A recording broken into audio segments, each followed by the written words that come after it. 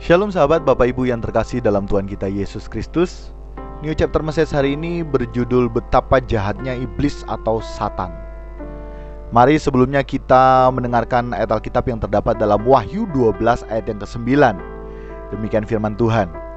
Dan naga besar itu, si ular tua yang disebut Iblis atau Satan, yang menyesatkan seluruh dunia, dilemparkan ke bawah. Ia dilemparkan ke bumi bersama-sama dengan malaikat-malaikatnya.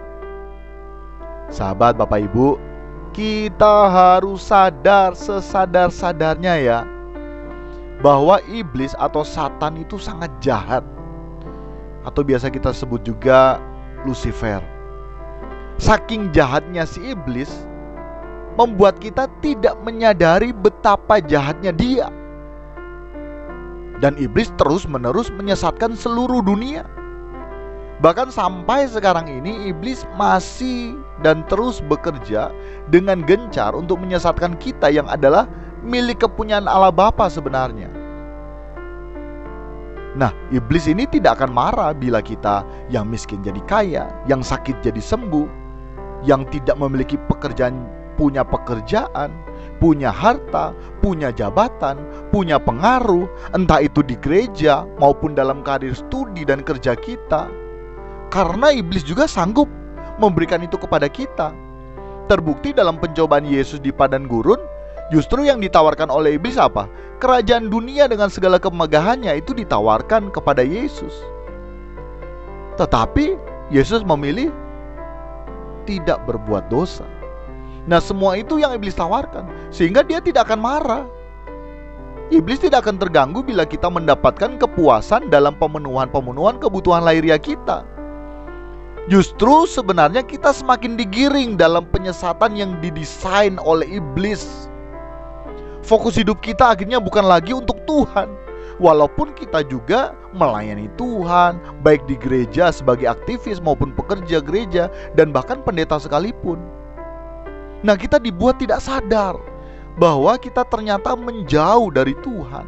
Kita telah menjauh dari Tuhan. Kita telah melakukan kejahatan kepada Tuhan. Sehingga ibadah kita hanyalah sebatas liturgi atau perintah manusia yang dihafalkan. Tetapi kita menganggap bahwa semua yang kita lakukan itu, kita sudah berbuat banyak untuk Tuhan. Kita sudah melayani Tuhan.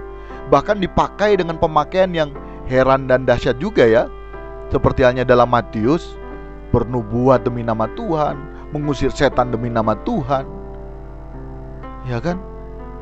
Melakukan mujizat demi nama Tuhan. Tapi ternyata itu nol besar. Karena apa? Karena hidup kita tidak semakin seperti Yesus. Dan itu menunjukkan betapa jahatnya iblis atau Satan yang menyesatkan kita manusia.